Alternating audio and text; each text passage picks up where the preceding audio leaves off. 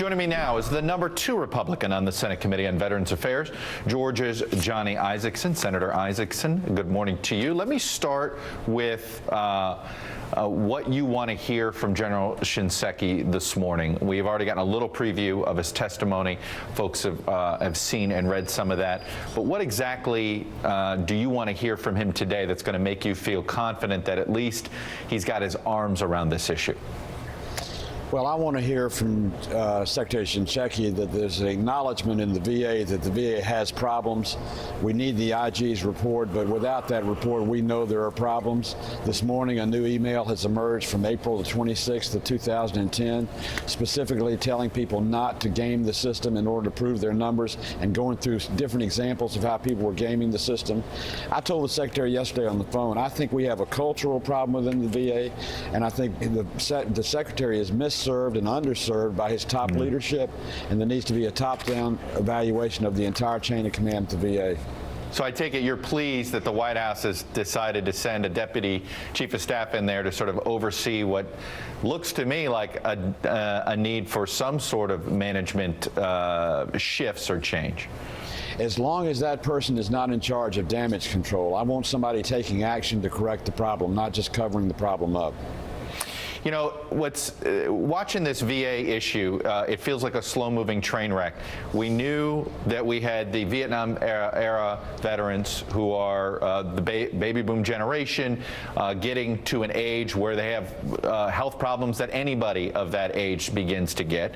We have the increased amount of veterans because of the two wars. This feels like a crisis we all saw coming. Did Washington just not prepare for it?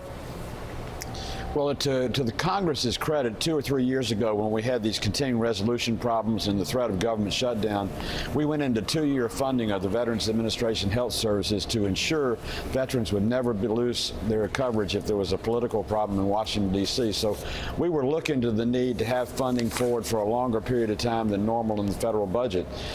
I think the anticipation of how many people would be coming in has been known for some time. In fact, over the next decade, we think there'll be 1 million people coming into the VA system, and we've got to have the health care delivery system to be able to deliver to those 1 million people. You know, I've had actually some people ask this. Colonel Jack Jacobs is somebody, he's somebody who's a contributor at NBC News, Medal of Honor recipient. He's posed the question that asks, why is there a separate VA health system? Should we be integrating the VA into the regular health care system? Is trying to keep a separate system actually causing more of a bureaucratic nightmare? You know, I personally think that it is, and I have favored and have co-sponsored legislation that will give veterans the choice. They can go to the VA or they can go to the private sector for their services.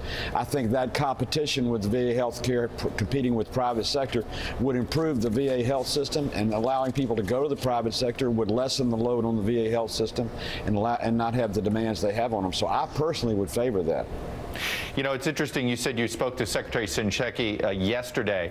I take it you're not yet. Are you calling for his resignation? Do you think he should be a buck stops here situation, or would you like to see him change the management structure around him and give him time to fix this? We need to fundamentally fix the problem. Yelling for somebody's head today in anticipation of what the problem may be is not the way to approach it, but that may be the end result. But I want to get all the facts on the table. The American veterans deserve to know those facts, and then we need to take action to see to it the leadership within the VA is strong and they don't tolerate any gaming of the system, and our veterans are getting the help they deserve. If that means the Secretary has to go, let the facts roll out for themselves, and we'll make that determination at a later time. All right, 2 other quick subjects. You are a co-sponsor on an piece of energy legislation that was a bipartisan bill. Senator Jeanne Shaheen, Senator Rob Portman. I know there was a lot of sort of leadership politics involved with this energy legislation. You ended up voting against a bill you co-sponsored. Why?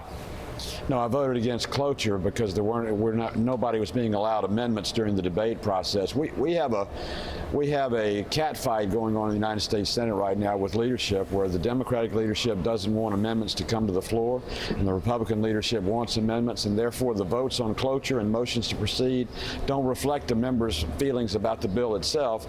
They reflect the members' feelings about the procedures and the way the Senate's being run. And unfortunately, I'm afraid that's going to continue for some time to come. I hear you, but do you realize that how ridiculous that sounds to the public? Wait a minute, you guys are casting votes. I know, and I understand. To me. I know you're casting votes based on you don't like what's going on with management internally that may be in the best interest of the public. It's in the best interest of the public to have a robust debate in the United States Senate on all issues, and we haven't had that for about a year now, and until we do get it, the American public is going to be underserved by the United States Senate.